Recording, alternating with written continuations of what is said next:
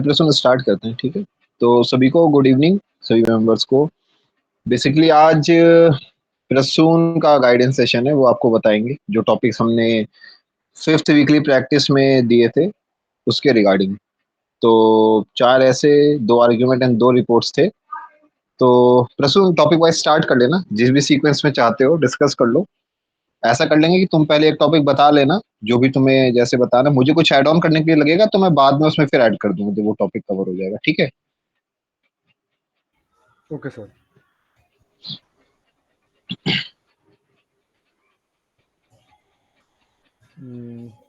तो मैंने काफ़ी लोगों के ऐसे भी पढ़े हैं, तो आप लोग के ऐसे तो काफ़ी हद तक सही हैं, अच्छे आप लोग लिख रहे हैं, बट थोड़ा उसको और आप लोग लॉजिकली फ्रेम कर सकते हैं, थोड़ा स्ट्रीमलाइनिंग की ज़रूरत है।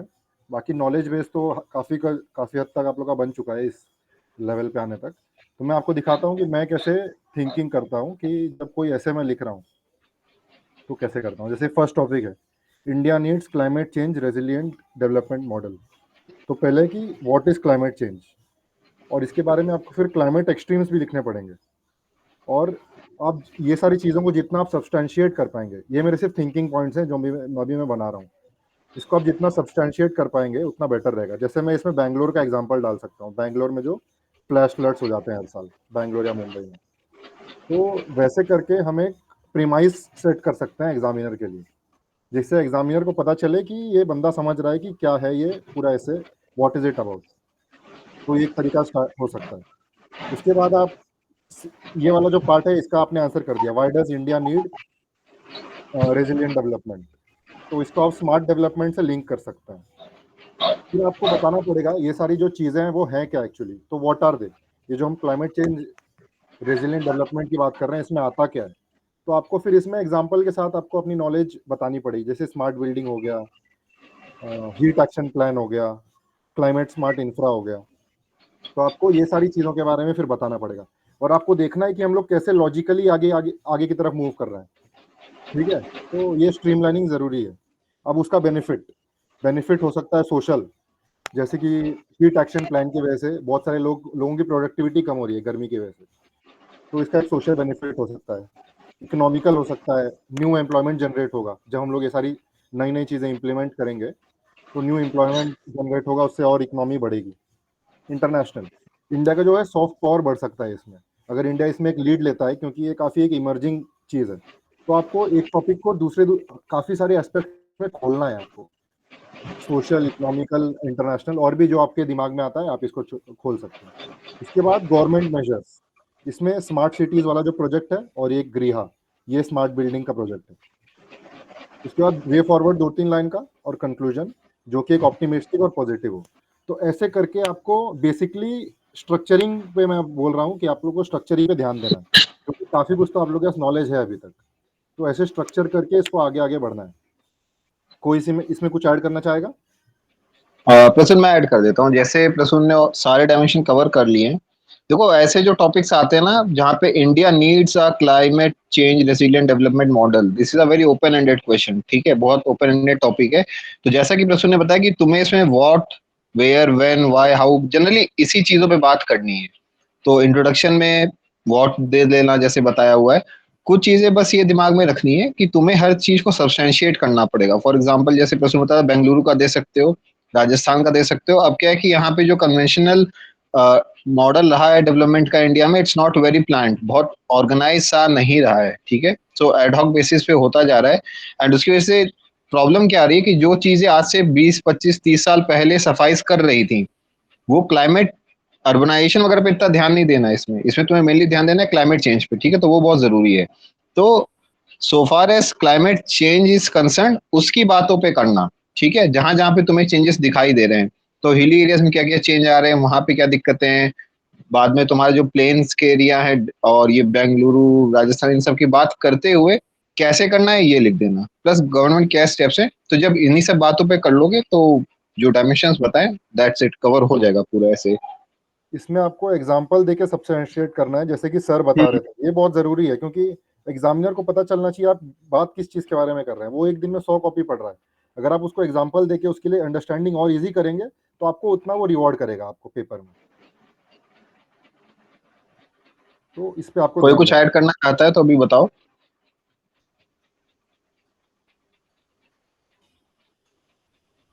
ठीक है, सेकंड टॉपिक पे आते हैं। इसमें वो जैसे हर शाम बताओ।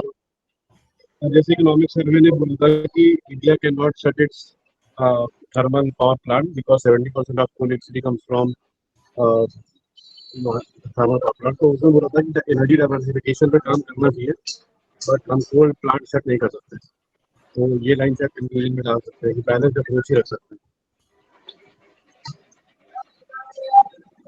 यार हर्ष, तुम्हारा एक तो वॉइस क्लियर नहीं था, दूसरा वहाँ पॉइंट भी क्लियर नहीं हो पाया। मुझे जो समझ में आ रहा है वो ये तुम कह रहे हो कि इंडिया थर्मल प्लांट सेटअप नहीं कर सकता, ये ऐसा बोल रहे हो क्या? बंद नहीं कर सकता सर। हाँ, बंद नहीं कर सकता। Okay, fine fine fine. तो आप इसमें हाँ तो देखिए ना। ठीक है। Yes sir, continue sir. हाँ बताओ बताओ प्रसून, बताओ, मैं सुन रहा हूँ। इसमें देखिए, इंडिया की अभी तक पीक पावर डिमांड अभी तक रीच नहीं हुई है। अभी हम लोग को और काफ़ी पावर की ज़रूरत है। तो जो न्यू पावर अपन जनरेट करेंगे वो अपन इस बजट में जो आया है, firstly small modular reactor, secondly renewable energy पे अब हम लोग फोकस कर रहे हैं। तो आप इसके बारे में लिखिए ना। वो तो ठीक है कि पुराना वाला नहीं कर सकते, बट अभी हम लोग को और एनर्जी की ज़रूरत है। एनर्जी डेफिशिएंट है इंडिया, तो इस पे इंडिया फोकस कर रहा है। आप इसके बारे में लिखिए। रिन्यूएबल में भी काफ़ी सारे ऑप्शन है हमारे पास, सोलार, विंड, जिस पे इंडिया काफ़ी अच्छा कर रहा है। रूफटॉप सोलर का एक प्लान है जो बजट में इंट्रोड्यूस हुआ था। तो आप वो सब लिखिए, सब्सटैंशिएट करिए, आपको बहुत अच्छे मार्क्स मिलेंगे। देखो एक चीज और मैं बताना चाहता हूँ, development will cover almost everything. तो जरूरी ये नहीं है कि तुम डेवलपमेंट की एक जनरल बात करो। डेवलपमेंट और क्लाइमेट चेंज जहां जहां पे इनका कोरिलेशन ओवरलैप हो रहा है, तुम्हें केवल वो एरियाज टच करने हैं। दैट इज वेरी नेसेसरी, ठीक है। तो अब जैसे थर्मल एनर्जी और क्लाइमेट चेंज, तो ठीक है, उसको रिलेट कर दो कि ऑब्वियसली इंडिया को जो रिन्यूएबल सोर्सेज हैं एनर्जी के, जो जैसे ये स्मॉल मॉड्यूलर रिएक्टर्स हो गए, न्यू सोर्सेज हैं, इन पे बात कर लेना। बट कोशिश ये करना, जो भी ऐसे लिख रहा है, कि it should be related to climate change, not just development as such, ठीक है। तो उसमें सब कुछ आ जाएगा, सारे डायमेंशन आएंगे, सिटी प्लानिंग के, रिसोर्स के, एनर्जी के। जैसे जैसे हो कवर करते जाना। और सब कुछ नहीं कवर कर पाओगे बिकॉज 300 वर्ड्स है, बट मेक श्योर कि इंपॉर्टेंट डायमेंशन कवर हो जाए। ठीक है, जो बात किया है उसने, और सब उसी पे हो जाएगा।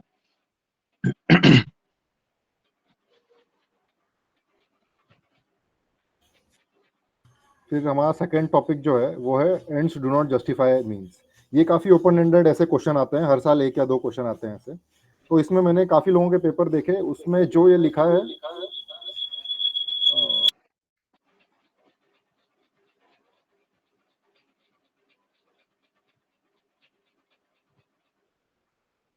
स्टूडेंट्स वही उसी लाइन को पकड़ के और उनने एंड तक इसी पे लिख दिया।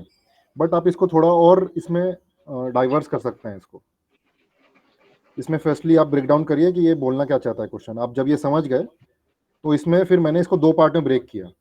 मैंने फर्स्ट पार्ट रखा कि एंड जस्टिफाई द मीन्स, और सेकंड ये रखा कि ends do not justify the means. तो इसमें मैंने डेवलपमेंट वाला ही फर्स्ट वाला ए लिया, कि जैसे कि डेवलपमेंट हमको करना था, that was and goal, but at the cost of human nature, so means was not good, या फिर मीन्स हमारे सही नहीं थे। तो ये मैंने फर्स्ट आर्ग्यूमेंट रखा। हाउएवर इसको फिर मैंने काउंटर किया जो हम लोग का मेन ये था उससे, कि means are equally important and we should focus on means also.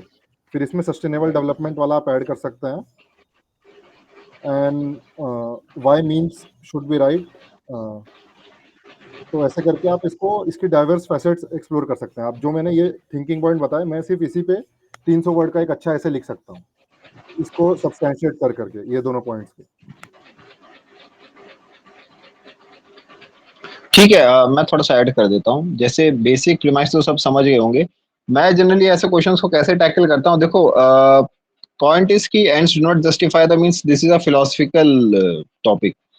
तो कोशिश क्या करनी है, अपने ऐसे को तीन चार पार्ट्स में डिवाइड कर सकते हो। ऑब्वियसली जो फिलोसफिकल कोर्स होते हैं, they do not fit into the usual category of ऐसे राइटिंग की। You just start with an introduction, describe किया, देन अलग अलग डायमेंशंस बताए, देन एक अच्छा कंक्लूजन लिखा। ऐसे टॉपिक्स को टैकल करने का अच्छा तरीका क्या है कि यू डिवाइड योर ऐसे इनटू 3 और 4 पार्ट्स। फर्स्ट पार्ट में तुम केवल जो फिलोसफिकल कोट या एक सेंटेंस होगा, फ्रेज होगा, बस उसको सिंपल टर्म्स में एक्सप्लेन करो एग्जामिनर को, ठीक है। तो जैसे ends do not justify the means, इसमें क्लियर है जो एंड्स हैं वो क्या होता है, that is the destination, that is your goal. Means क्या होता है, वो पाथ है, किस रास्ते से जा रहे हो, क्या तरीका हो रहा है, इसको थोड़ा सिंपल टर्म्स में एक्सप्लेन कर दो। उसके बाद क्या कर सकते हो कि you can have a historical perspective, कि हिस्ट्री से अच्छे अच्छे एग्जांपल्स लेके, जैसे सबसे पहला एग्जांपल तो जो दिमाग में आता है वो डेवलपमेंट का ही आता है, ठीक है, कि जो एक unabated development versus sustainable development वाला एक पॉइंट आ जाएगा। सेकंड थिंग क्या कर सकते हो, वॉर और पॉलिटिकल ऑब्जेक्टिव्स का एक दे सकते हो, कि generally your objective is peace, but हमारा रास्ता क्या है होते हुए, कि हम वॉर से पीस ढूंढते हैं। You can coat the examples of world war 1, 2 और जो रिसेंट कॉन्फ्लिक्ट चल रही हैं। तीसरा क्या है कि ह्यूमन राइट्स का एक एंगल ले सकते हो, जैसे अभी एआई का डेवलपमेंट हो रहा है, ई कॉमर्स, इन सबको कोट कर दो कि इन सबका जो एंड ऑब्जेक्टिव है वो सो कॉल्ड ह्यूमन प्रोस्पेरिटी है, बट तरीका क्या हो रहा है कि ह्यूमन राइट्स ह्यूमन वैल्यूज के साथ कॉम्प्रोमाइज हो रहा है। साइंटिफिक डेवलपमेंट को कोट कर सकते हो। और लास्टली कंक्लूजन में तुम क्या बता सकते हो कि ठीक है, सबको पता है कि जो भी आपके एंड्स हैं वो नोबल ही होते हैं, सबके इंटेंशन प्योर और अच्छे ही होते हैं, बट जो रास्ता लेते हैं because of convenience, because of corporate profit motive, because of power holding, इन सब चीजों की वजह से जो मीन्स होते हैं, usually what happens is they take a back seat. But ऐसा नहीं होने देना है। अब इसमें किसका किसका रोल है, पॉलिटिकल क्लास का, सिटीजन्स का, इनके रोल पे थोड़ा थोड़ा सा बात कर लो। तो मेरा यही अप्रोच रहता है जब मैं फिलोसफिकल क्वेश्चंस को डील करता हूँ, कि उसको तुमने पहले एक थ्योरी के पर्सपेक्टिव से समझा दिया, that too in like 50 to 100 words कर लो। उसके बाद most of your portion will take the real word examples, वैसे एक्सप्लेन कर दो, and lastly you give a nice conclusion to it, ठीक है।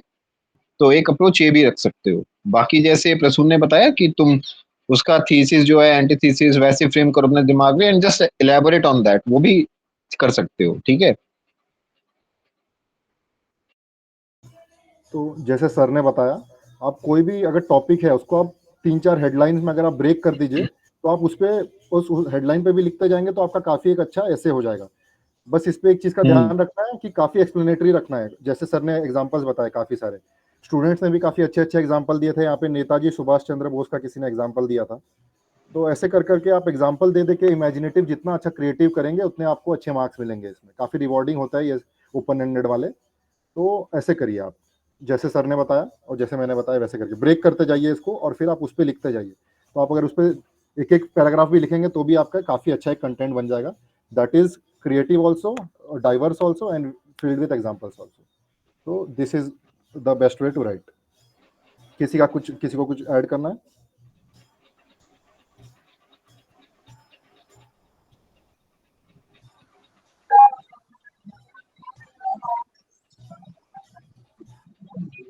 तो सर मुझे वो एक इंट्रोडक्शन से लेकर पूछना था जो मैंने इसमें लिखा था न्यूज़ वाले में। हर्ष, तुम्हारी वॉइस क्लियर नहीं है बिल्कुल। सर कथा हो रहा है यहाँ पे, क्या ही बताऊँ। मैसेज में डाल देना, ठीक है।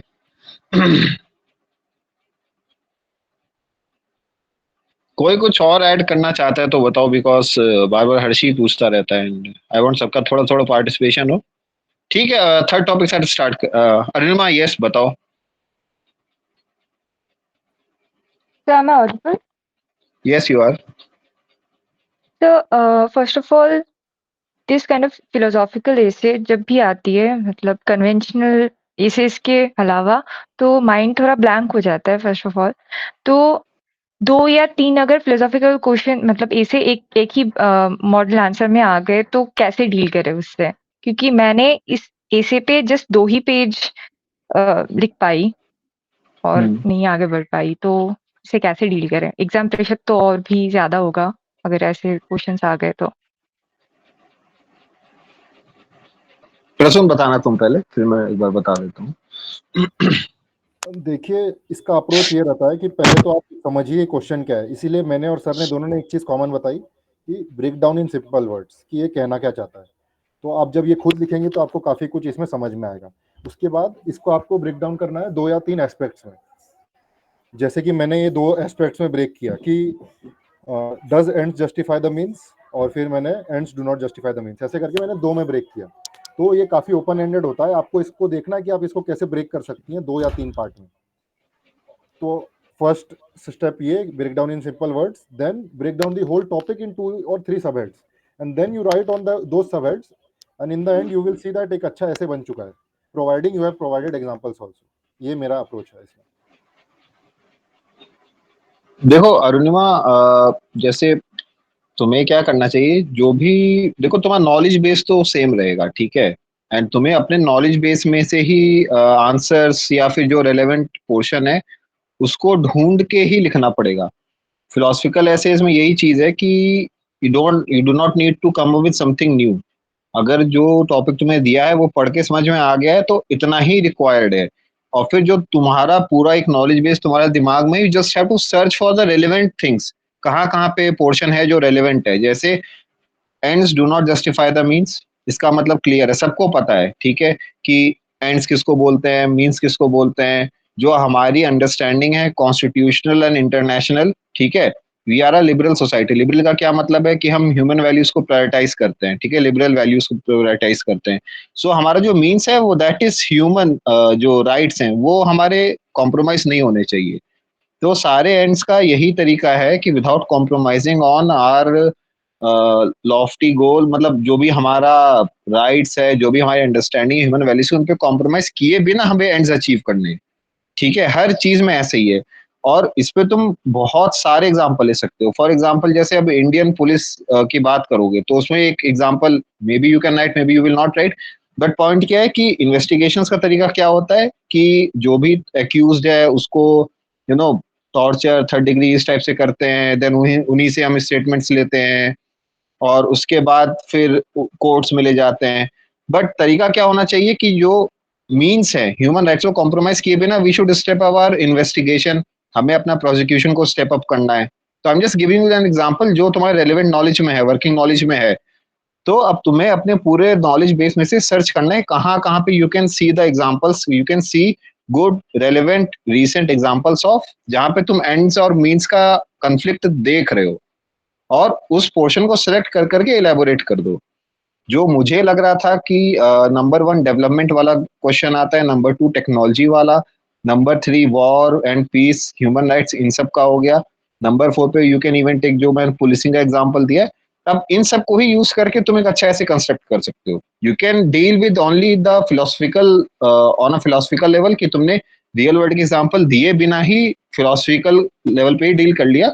बट आई थिंक एक बेटर तरीका क्या होता है कि जो भी क्वेश्चन दिया जा रहा है उसको तुम रियल वर्ल्ड में इंप्लीमेंट करके भी दिखाओ, so that you can exhibit की you have the real world understanding of that statement, that quote जो भी दिया जा रहा है। तो ऐसा नहीं कि नॉलेज नहीं, just need to brainstorm on that, ठीक है, नॉलेज होगा, इसका सभी को नॉलेज होगा। Got it? Yes, sir. So my approach was the pastel method. तो I tried जो भी मुझे पता है and breaking the topic into heads like unethical approach like terrorism पे दोनों ही तरफ से लोग like जो terrorism फैलाते हैं उनकी तरफ से भी कुछ आते हैं कि jihadist are their heroes and जो काउंटर करते हैं उनकी तरफ से भी। तो मैंने ऐसे अप्रोच एक पॉइंट तो ये डाली थी मैंने एंड ग्लोबल जियोपॉलिटिक्स में अभी जो कॉन्फ्लिक्ट चल रहे, वॉर्स चल रहे, वो एक पॉइंट एंड इकोनॉमिक वाले में लाइक ट्रेड वॉर जो अभी करंट ट्रेड वॉर चल रही है वो एक पॉइंट डाली थी, दोनों दोनों ही तरफ के and government officials like corruption, कोई जस्टिफाई करता है कि करप्शन इज नहीं जस्टिफाइबल देखो, अब इसमें एंड भी देखो Arunima, where I can sense is you are going wrong is, देखो टेररिज्म सभी को पता है गलत है। आई मीन इस पे तो एक almost there is a universal understanding. So इन एरिया से डील मत करो। जैसे करप्शन इज नोन कि इट इज बैड, तो उसको एंड्स और मीन्स में जस्टिफाई करने की जरूरत नहीं है। ऐसे एग्जांपल सेलेक्ट करो वेयर यू कैन एग्जिबिट कि हाँ you have a deeper understanding. जैसे डेवलपमेंट, मतलब unabated rapid development versus sustainable development, ठीक है, इस टाइप से एग्जांपल्स लो। अब जैसे wars as far as your protection of sovereignty is concerned it is justified, but अपने नेशनल मतलब सेल्फिश गेन्स के लिए कई लोग पावर में बने रहने के लिए करते हैं, that is wrong. Yes sir. तो हर तब एग्जांपल भी में यू मैंने have to justify the ends, you have to identify the ends, you have to identify the means. जैसे लालू बोला, encounter in the name of justice, yes relevant है। यही कन्फ्यूजन हो जाती है जब भी मतलब टॉपिक ऐसे सामने आती है सर, वही। तो क्या कीप नहीं ठीक दिस इन है, माइंड। ऐसे अभी थोड़ा-सा मैं कोशिश करूँगा कि बिकॉज़ इस बार मैंने 2 दिए हैं, हर बार कुछ ना कुछ ऐसे दूँगा, सो वो प्रैक्टिस आ जाएगी कि ऐसे टॉपिक्स को कैसे डील करना है। ठीक है? Yes sir. हुँ। रसूल भाई नेक्स्ट बताना। Yes sir. सर नेक्स्ट जाने के पहले एक यूपीएससी का क्वेश्चन आया था, you can't step in river twice. ये भी एक फिलोसफिकल था। हुँ। तो इसका बेसिकली मतलब ये है कि neither you nor the river is same, so time changes everything. तो आप हाँ। इसको, एक एंगल ये बन गया। और सेकंड है कि things evolve but they stay same. तो आप ऐसे करके, अरुणिमा मैं बता रहा हूँ कि आप दो में ब्रेक कर सकते हो। ऐसे कुछ थीसिस एंटीथीसिस करके आप ट्राई करिए। जैसा मैंने एक पर्सपेक्टिव बताया, सर ने एक पर्सपेक्टिव बताया, तो आप देखिए आपके लिए क्या काम कर रहा है। और ये दो मेथड है इसका करने का, कि दो, मैंने एक ये ले लिया और एक ये ले लिया। अब मैं इन दोनों को एक्सप्लोर करूंगा, इनके एस्पेक्ट्स, और फिर एक ऐसे बन जाएगा मेरा। अच्छा, ठीक है। थर्ड टॉपिक है, our past should serve as a compass not a map. तो इसमें वही अप्रोच है कि पहले मैंने एक कोट लग दिया है, मुझे इसमें एक कोट याद आ रहा था, history doesn't repeat itself but it rhymes. उसके बाद ये जो भी है उसको आपको सिंपल वर्ड्स में वापस एक्सप्लेन करना है कि कंपास का मतलब क्या होता है। कंपास दिखाता है direction, map is showing your destination. So we should know direction but not destination, ये उसका बेसिकली कहना है। तो मैंने इसमें भी वही किया। मैंने इसमें खुद से दो क्वेश्चन पूछे, should our past dictate our future. अब मैं इस पे थोड़ा सा लिखूंगा, राइट अप करूंगा।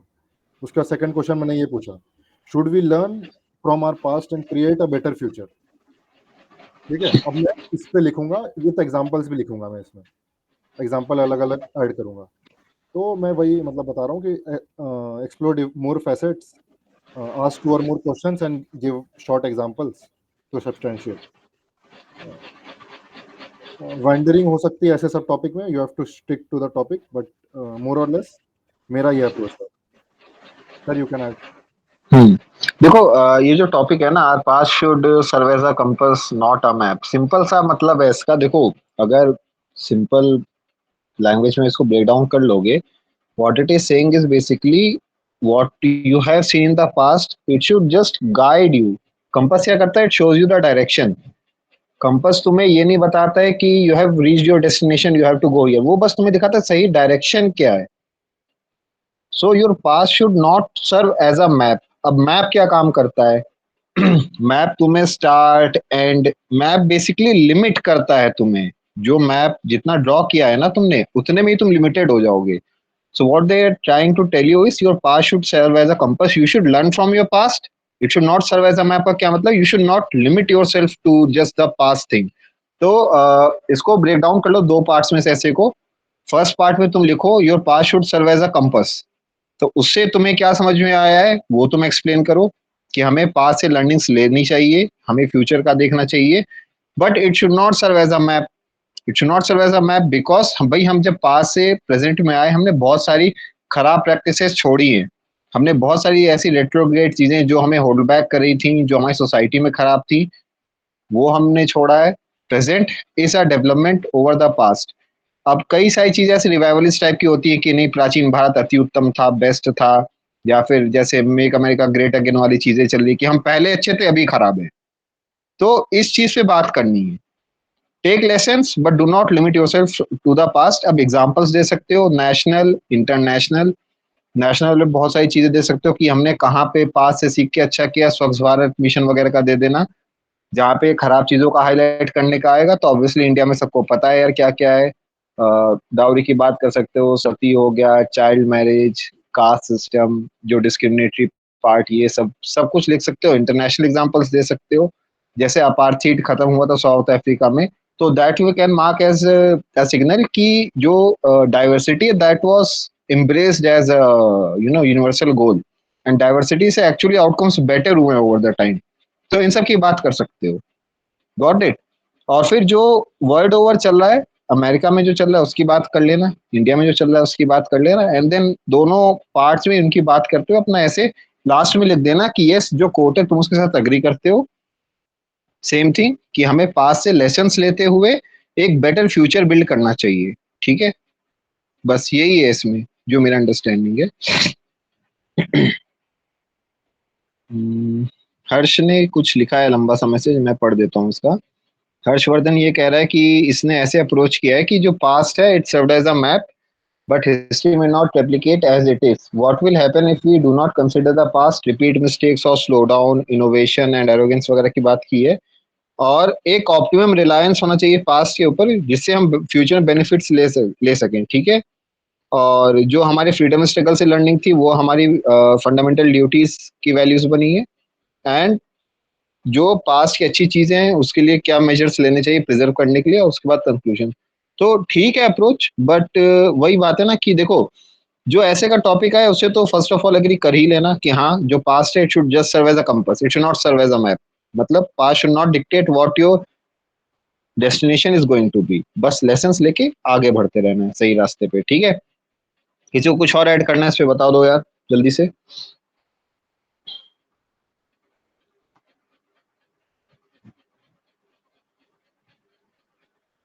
ठीक है, फोर टॉपिक बताना है प्रसून। इसमें थोड़ा सा ऐड करूंगा मैं कि जो मैं एंटीथेसिस ले रहा हूँ ये मैं सिर्फ एक्सप्लोर करने के लिए ले रहा हूँ। जो मेन स्टेटमेंट है I will agree to that only and I will explore it more. मतलब ये मैं कम लिखूंगा, इसको मैं थोड़े से इसमें ये कर दूंगा, लिमिट कर दूंगा, इसको मैं एक्सप्लोर करूंगा and I will add more examples. तो ऐसे करके आप लोग भी वैल्यू एडिशन कर सकते हैं। जैसे हाँ मैं प्रसून का एक बार अप्रोच बता देता हूँ। What Prasoon is trying to do is कि जो स्टेटमेंट दिया है वो उसका एक एंटीथेसिस क्रिएट करता है, मतलब एक उसका मिरर इमेज है, जस्ट ऑपोजिट है। ठीक है, अब वो उसको इलेबोरेट करके दिखाता है कि ये चीज गलत है, but that makes for the shorter part of the ऐसे। जो मेन पार्ट है वो थीसिस के साथ ही लिखता है वो, एंड उसमें वो मेनली बात करता है जो अग्रीमेंट में है टॉपिक के साथ। ठीक है, तो ऐसे भी अप्रोच कर सकते हो, बट मेक श्योर कि हर चीज को इलेबोरेट करना, जो भी तुम दे रहे हो उसको बस एक थियोरेटिकल लेवल तक लिमिट नहीं रखना है किसी को। ठीक है, तो ठीक है, बताना फोर टॉपिक बताना प्रसून। सर इसके बाद मैं ये आर्ग्यूमेंट करके लेके आया था, एक मिनट। अच्छा, फोर टॉपिक मैं एक बार बता देता हूँ। ये वाला था इंडियन फ्रीडम स्ट्रगल वाला, ठीक है, ऐसे राइटिंग में था। तो बहुत स्ट्रेट फॉरवर्ड था यार वो, Indian freedom struggle saw participation from every part of India. बस क्या करना है तुम्हें कि भाई फ्रीडम स्ट्रगल वाली बात करके इंडिया के जहां जहां पार्ट है सबको पता है, नॉर्थ ईस्ट ले लेना, ये जो मेन हिंदी स्पीकिंग बेल्ट है उसको ले लेना, साउथ इंडिया को ले लेना, ट्राइबल पार्ट्स को ले लेना, और सबसे एग्जांपल्स देते हुए तुम्हें दिखाना कि उन्होंने अपनी किस तरह से अपनी कैपेसिटी में पार्टिसिपेट किया था। जो ध्यान देने वाली चीजें क्या बात है इसमें, स्टूडेंट्स को, विमेन को, इनको मत भूल जाना, बस वो जरूरी है। ठीक है, कि अच्छे अच्छे लीडर्स का तो नाम लिख दिया बट फीमेल लीडर्स का नाम भूल गए, स्टूडेंट मूवमेंट का भूल गए, तो वो दिक्कत हो जाएगी। तो बस यही था इस ऐसे में। प्रश्न अगर तुमने ये फोर्थ वाला फ्रीडम स्ट्रगल वाला कहीं अगर है तो उसको डिस्कस कर लो, लिखा है क्या? सर मैंने वो लिखा तो नहीं है क्योंकि वो straightforward as a GS answer था, बट ठीक है, ओके। हाँ बताना। उसमें प्रॉब्लम ये होती है बच्चों के साथ कि काफी कुछ पता है और वो लोग फिर कोलेट नहीं कर पाते हैं। तो बेसिकली इसमें हम्म सबको नॉलेज होती है, तो आप अपने को लिमिट करके आपको 2 मिनट में आप जितना कोलेट कर सकते हैं फिर आप लिखना चालू कर दीजिए, क्योंकि इसमें हम्म आंसर सब लोग करने वाले हैं। तो ऐसा है इसमें। बाकी सबने सही लिखा है सर, मैंने इसका देखा है काफी लोगों का आंसर, ठीक जितना ठीक। मैंने देखा है। उसके बाद आर्ग्यूमेंट पे आते हैं। Online education is as effective as traditional classroom learning.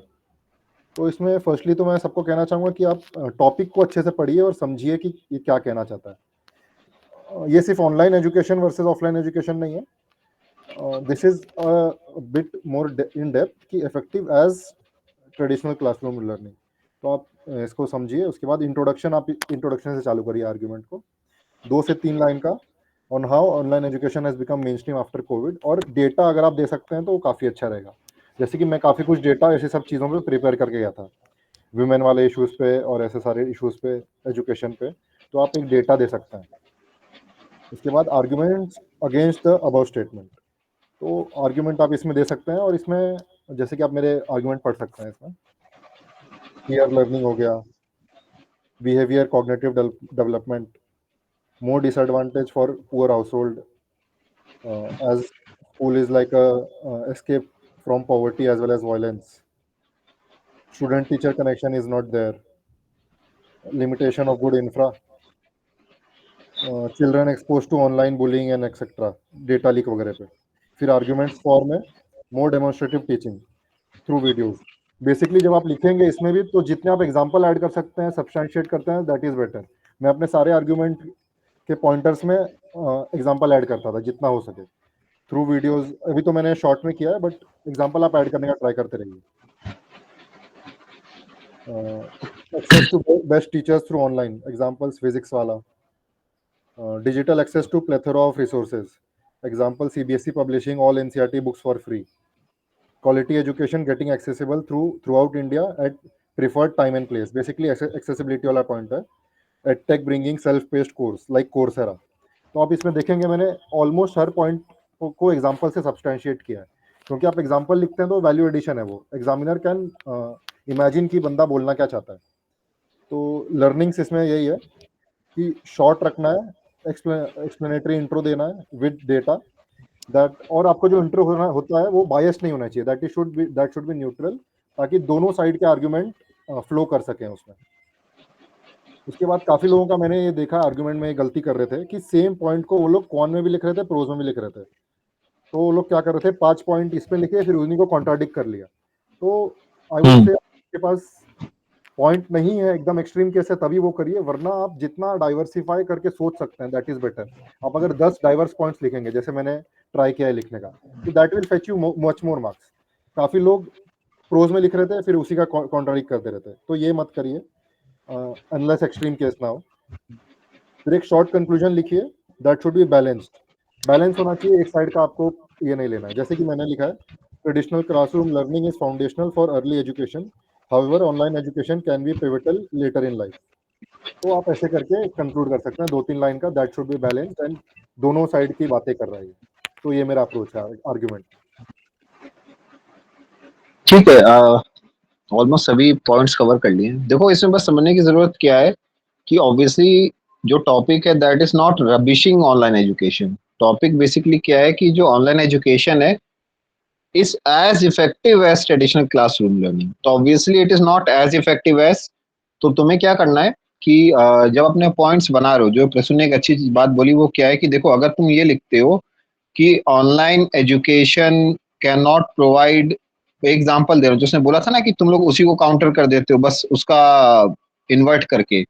तो पॉइंट क्या है कि अगर तुम ये लिख रहे हो कि ट्रेडिशनल क्लासरूम लर्निंग में टीचर स्टूडेंट कॉन्टैक्ट अच्छा था, तो जस्ट डोंट राइट कि उसमें ऑनलाइन एजुकेशन वाले में कि इसमें वो कांटेक्ट नहीं होता है. Give a different point. ठीक है, तो सेम पॉइंट कोई नोट करके मत लिखा करो, उसके आगे एक build a step further and give some new point which builds on that. तो बस इसमें यही समझना है कि टॉपिक ये बोल रहा है कि ट्रेडिशनल क्लासरूम लर्निंग जैसा इफेक्टिव ऑनलाइन एजुकेशन नहीं है. तो ऑब्वियसली जो पॉइंट्स है सारे सेट हो जाएंगे तुम्हारे.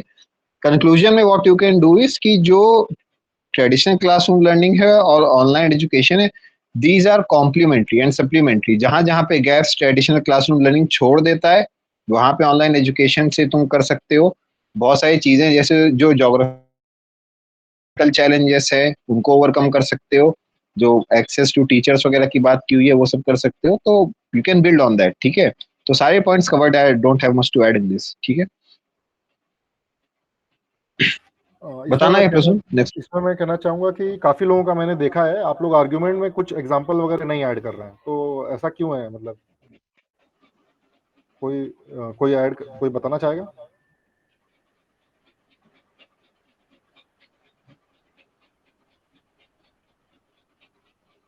देखो जैसे मैंने हाँ बताना चंद्र प्रकाश बताओ.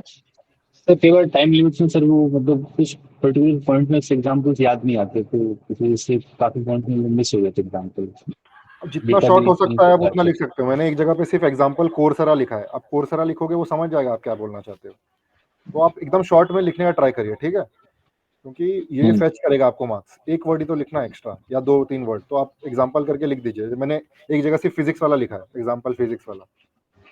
तो आप ऐसे करके थोड़ा वैल्यू ऐड कर सकते हैं, इससे बेटर हो जाएगा आपका जो पूरा है ना प्रेजेंटेशन, तो काफी बेटर हो जाएगा. किसी को कुछ पूछना है इसमें?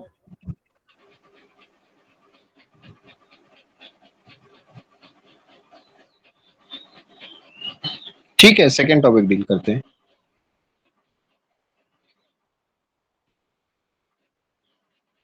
प्रसून सेकंड टॉपिक ले जाएंगे। Yes sir, yes sir. Second topic is revision of basic text books will impart bias knowledge. इसका मैंने ब्रेनस्टॉर्मिंग तो नहीं प्रिपेयर किया है, but we can discuss it right now sir. बताना तुम्हारे दिमाग में जो आ रहा है।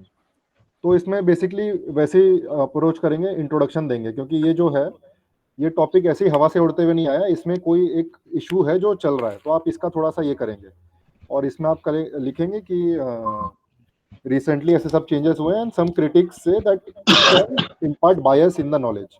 इसमें आप केयरफुली सम क्रिटिक्स लिखेंगे ताकि इसमें आपका एक बैलेंस्ड अप्रोच दिखे, ठीक है। उसके बाद आर्ग्यूमेंट्स फॉर और आर्ग्यूमेंट्स अगेंस्ट वैसे ही, बट ये थोड़ा सेंसिटिव टॉपिक है, तो आपको देख के करना है कि थोड़ा आप इसमें जितना लॉजिकल पॉइंट दे सकेंगे that would be better rather than emotional कोई पॉइंट देना। मैं बता देता हूँ। देखो, पहले तो क्या है कि ये जो टॉपिक है थोड़ा सा मतलब मुझे भी कॉम्प्लेक्स लगा था, बट बिकॉज ये कुछ टाइम से चल रहा है तो उसको डील कैसे कर सकते हो। नंबर वन, जैसे तुमने इंट्रोडक्शन में तो ऑब्वियसली बातें बताओगे कि टेक्स्ट बुक्स के बारे में थोड़ी सी बात कर लेना इंडिया में वर्ड ओवर टाइप से। जब आते हो मेन कंटेंट राइटिंग में तो इसमें क्या बात करना, पहले तो जो बेसिक टेक्स्ट बुक्स हैं they are referring to school text books, किसने उसको फर्स्ट आइटरेशन में लिखा था। तो तुम ये लिख सकते हो कि जनरली क्या था कि वर्ड ओवर जो कॉलोनियल पीरियड से कंट्रीज फ्री हुई थी इंक्लूडिंग इंडिया, तो जो कॉलोनियल हिस्टोरियंस थे उन्होंने हिस्ट्री बनाई थी, उससे इन्फ्लुएंस होकर उसको पढ़ के जो first iteration of text books I थी वो ऐसी ही आई थी जिनको कॉलोनियल हिस्टोरियंस ने लिखा था, ठीक है। तो उसमें एक उनका बायस था या फिर इनएक्यूरेसी थी, ठीक है, प्रिजुडिसेस थी, उनको लिख सकते हो नंबर वन। इसका काउंटर क्या कर सकते हो कि नहीं, जो हिस्टोरियंस होते हैं they are generally free of biases, वो कोशिश करते हैं कि उनके वर्क्स में बायस ना हो, and that is the reason their works were adopted as basic text books, ठीक है। तो पहला पॉइंट तो तुम्हारा ये बन जाएगा। सेकेंड पॉइंट क्या लिख सकते हो कि lot of water has flowed under the bridge, बहुत सारी चीजें चेंज हो गई हैं और जो those aspects of history which were as important as they were back in the 1950s, back in the 70s, वो अभी उतना इम्पोर्टेंट नहीं है। तो हमें जो अनइम्पोर्टेंट पोर्शन है उसको हटा के जो portion which is relevant and in line with our development, national development priorities, हमें वो उस कंटेंट को ज्यादा जोर देना चाहिए, ठीक है। तो इसका काउंटर क्या कर सकते हो कि नहीं, हिस्ट्री को अनअबेटेड अनअबैस्ड जैसा जो हुआ था जिस टाइम पे हुआ था हमें उसको वैसे ही प्रेजेंट करना चाहिए, without मैसिंग up, without over playing, without down playing anything. Second point तुम्हारा ये बन जाएगा। थर्ड पॉइंट क्या बनेगा तुम्हारा कि उस टाइम पे जो बेसिक टेक्स्ट बुक्स लिखी गई थी दे प्रमोटेड रोट लर्निंग, क्योंकि there were lot of focus, lot of emphasis were given over dates, name, facts, places, people, इन सब चीजों पे ज्यादा ध्यान दिया गया था। तो ऑब्वियसली जो हमारी करंट अंडरस्टैंडिंग है एजुकेशन की, that promotes understanding of the events, understanding of those times. तो रीराइट करोगे तो रादर देन फोकसिंग ऑन ये सब चीजें जो हैं डेट्स, नेम, प्लेसेस, ये सब ऑब्जेक्टिव नॉलेज की जगह सब्जेक्टिव नॉलेज और एक ओवरऑल अंडरस्टैंडिंग बिल्ड करने के लिए you need to revise those text books. और लास्टली क्या आएगा कि जो ज्यादा डाइवर्स नेशंस है जैसे इंडिया है तो we do not have a linear history, क्योंकि हर टाइम पे अलग अलग जगह पे अलग अलग चीजें हो रही थी। तो अब क्या है कि if you try to cut short some portion तो that will play with the sensibilities with of some communities. ऐसा हो सकता है कि तुम किसी कम्युनिटी का कोई पार्ट कट शॉर्ट कर दो, ऑब्वियसली जो पहले इंपॉर्टेंट नहीं था, जैसे ट्राइबल्स को आज तक हम अच्छी तरह से समझते हैं, जितनी प्रायोरिटी आज देते हैं पहले उतना नहीं देते थे, उनके डेवलपमेंट मॉडल को, उनकी ट्रेडिशंस को इतनी इंपॉर्टेंस नहीं मिलती थी पहले, बट अब मिलती है। तो तुम अगर उन चीजों से एडिट करने का या छेड़छाड़ करने की कोशिश करोगे जो पहले हुई थी, सो समवेयर किसी कम्युनिटी का या किसी ऐसे पर्टिकुलर ग्रुप का कुछ तो ऐसा हिस्सा को जो तुम एडिट कर दोगे, so you do not want that. तो ये चीज है। प्लस क्या है कि लास्टली तुम क्या लिख सकते हो कि जो बेसिक टेक्स्ट बुक्स हैं वो एक वर्ल्ड व्यू बनाती हैं सभी का, क्योंकि तुम इसको स्कूल में पढ़ते हो उससे तुम्हें अंडरस्टैंडिंग बिल्ड होती है and later on in your life तुम एक स्पेशलाइज डोमेन की तरफ चले जाते हो अपने अपना। तो जरूरत क्या है कि जो चीजें पहले लोग पढ़ के गए हैं वो चीजें तुम भी पढ़ो, so that you are well aware with everything that has happened. तो उसको दिमाग में रखते हुए तुम्हें टेक्स्ट बुक्स को रिवाइज या जो भी करना है वो करना चाहिए, ठीक है। तो ये तुम्हारे पॉइंटर्स बन सकते हैं इस आर्ग्यूमेंट में। और इसमें बहुत ज्यादा एग्जांपल देने की जरूरत नहीं है, बिकॉज ये भी ज्यादा मतलब थियोरेटिकल टॉपिक है इसमें।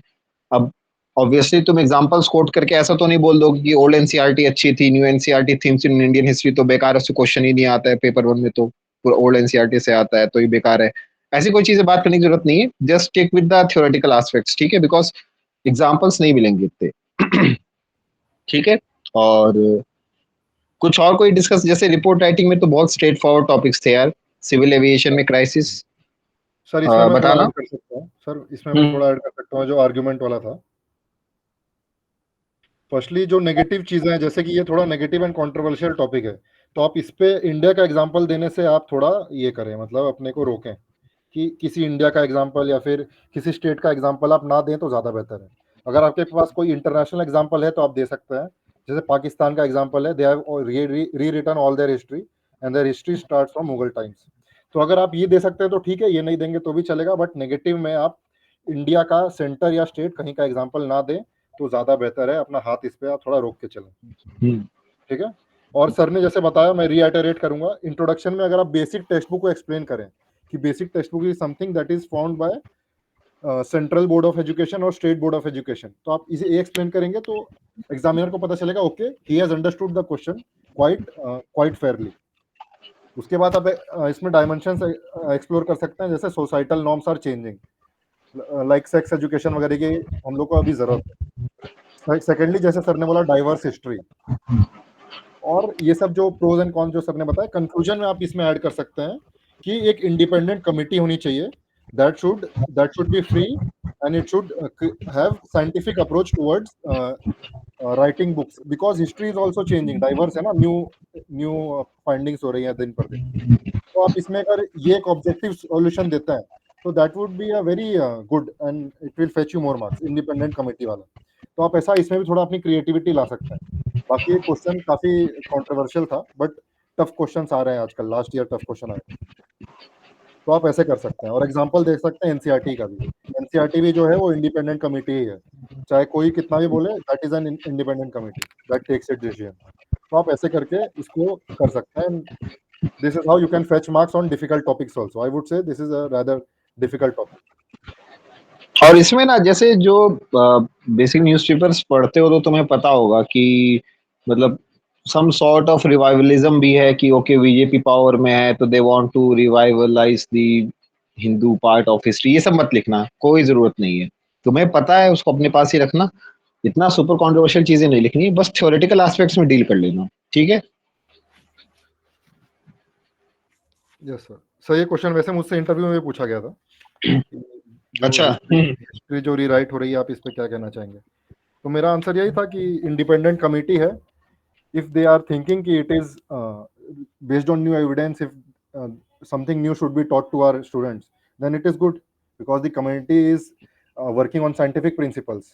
तो ये करके मैंने थोड़ा उसको क्वेश्चन को घुमा दिया और उस वाले एंगल पे नहीं लेके गया मैं, बिकॉज आई वाज अवॉइडिंग कि वहां पे ना जाए उस साइड पे, ऐसे करके। ठीक है।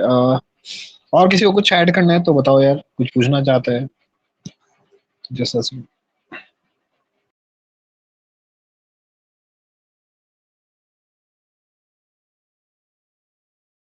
किसी anyone wants to ask anything?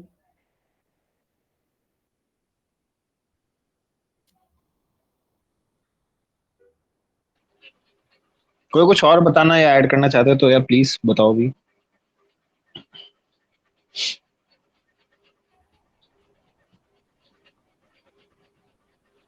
नहीं है तो ठीक है। प्रसून किसी का कोई आंसर वगैरह डिस्कस करना चाहते हो?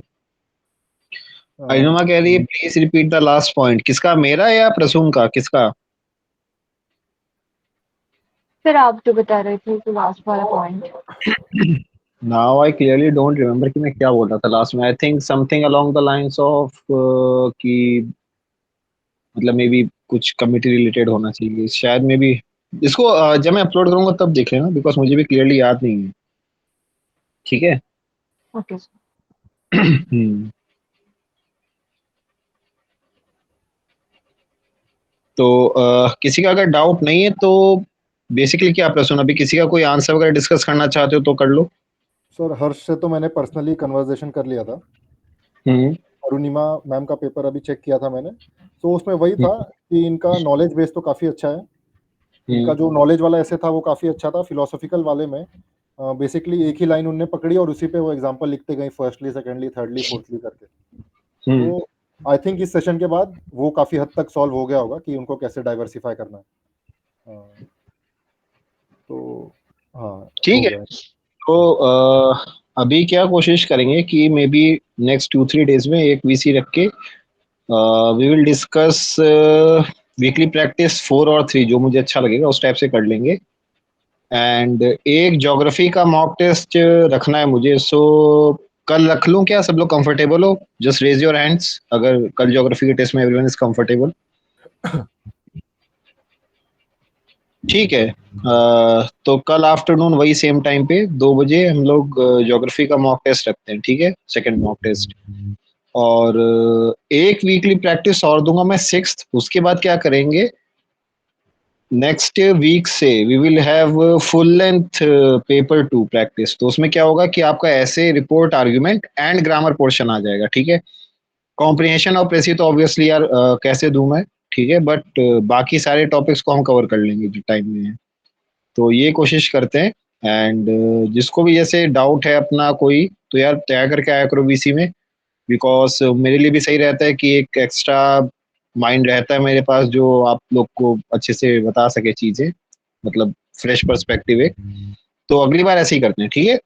और जाते जाते एक चीज बोलूंगा, देखो पेपर 1 के लिए जिसको लग रहा हो ना, तो इतना ज्यादा ऑब्सेस मत करना, because you need to clear paper 1 किसी भी तरह से। और उसके लिए you do not need super high marks. कई लोगों को अभी तुम अगर एवरेज मार्क्स देखोगे इंटरव्यू टेस्ट में तो 120। भाई प्रसन्न, तुम्हारे भी मार्क्स आ गए होंगे ना, आई गेस, कितने आए? सर मार्क्स अभी रिलीज नहीं हुए ना। मेरे ख्याल से कर दिया अभी, मे बी शायद हाँ अभी सर, किया होगा 10-15 मिनट सर पहले। अभी ग्रुप पे मैसेज आ रहे हैं सर, मैं अभी हाँ देख। तो वो कर दिया। तो अगर सब लोग देखोगे यार, तो हो क्या रहा है कि written part has become tougher in the past few years. तो रिटेन पे अपना अच्छा कमांड कर लो। 6 वीक्स अप्रॉक्स 40-39 डेज बचे होंगे अभी। एक बार तुम्हारा पेपर 1 क्लियर हो जाता है, पेपर 2 में अच्छा कर लेते हो, तो इंटरव्यू के लिए you will have sufficient time. But इस पॉइंट ऑफ टाइम पे कोई भी सेल्फ डाउट को लेके, कोई भी मतलब प्लानिंग या एग्जीक्यूशन को लेके कोई गलती मत करना, ठीक है। जस्ट स्टे कॉन्फिडेंट, मेहनत करते रहो। और जिस हिसाब का प्रैक्टिस चल रहा है, क्योंकि काफी प्रैक्टिस कर लिया यार हमने जब से स्टार्ट किया था, ठीक है। आई थिंक सभी लोग को लग रहा होगा कि किसको किसको लग रहा है कि सफिशिएंट प्रैक्टिस है पेपर 2 की। किसको किसको ऐसा लग रहा है? काफी प्रैक्टिस कर लिया है, ठीक है। तो पैनिक करने की कोई जरूरत नहीं है, आराम से बस मेहनत करते रहो।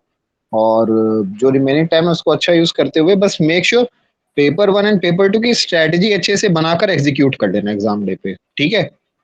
तो यहाँ पे कंक्लूड करते हैं। प्रसून, तुम कुछ ऐड करना चाहते हो तो बताना सबको।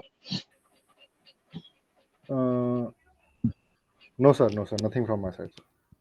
ठीक है यार, तो कंक्लूड करते हैं। थैंक यू यार प्रसून, अच्छा लगा फिर से, काफी मतलब एनर्जी आ गई दोबारा ग्रुप में जब से तुम आए हो, ठीक है। यस सर, थैंक यू तो सर। ओके यार, टेक केयर एवरीवन, बाय, मिलते हैं फिर, बाय बाय।